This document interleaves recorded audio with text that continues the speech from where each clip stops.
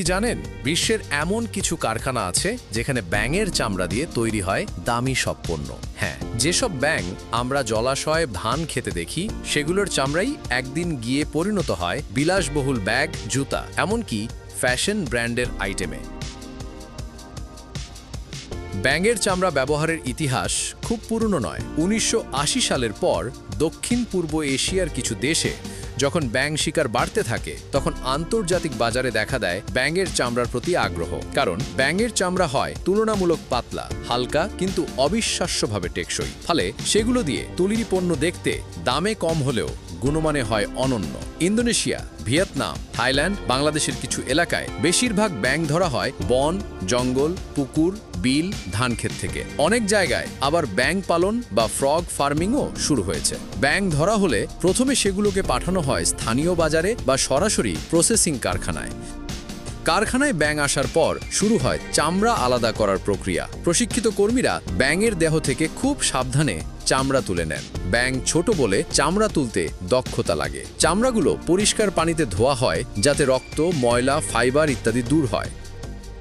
পচন রোধ করতে চামড়ায় প্রচুর লবণ দেওয়া হয়। চামড়াকে রাসায়নিক দ্রবণে ডুবিয়ে রাখা হয় যাতে চামড়া শক্ত, নমনীয় ও দীর্ঘস্থায়ী হয়। শুধু ব্যাঙ নয়, যে কোনো লেদার ইন্ডাস্ট্রিতে ট্যানিং অপরিহার্য।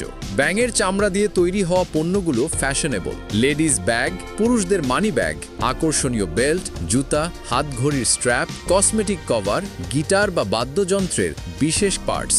ব্যাঙের চামড়ার বিশেষত্ব হলো এর স্কেল বা ডটেড টেক্সচার। দেখতে খুবই ইউনিক লাগে, যা অনেক ব্র্যান্ডের কাছে একটি premium design. Italy, France, Japan, যুক্তরাষ্ট্র, সিঙ্গাপুর, ইউরোপের লেদার ব্র্যান্ডগুলো ব্যাঙের চামড়া দিয়ে বিশেষ লিমিটেড এডিশন আইটেম তৈরি করে। একটি ছোট ব্যাঙের চামড়ার ব্যাগের দাম বাজারে $100 থেকে $1000 পর্যন্ত হয়ে থাকে। ব্যাঙ প্রকৃতির খাদ্য শৃঙ্খলে গুরুত্বপূর্ণ অংশ। ব্যাঙ কমে গেলে বাড়ে মশা, পোকামাকড়, ফসলের শত্রু কীটপতঙ্গ। ফলে অনেক দেশে ব্যাঙ ধরা নিষিদ্ধ বা সীমিত। আবার কিছু জায়গায় ব্যাঙের অতিরিক্ত শিকার পরিবেশের ভারসাম্য নষ্ট করছে। এ নিয়েও রয়েছে বড় বিতর্ক।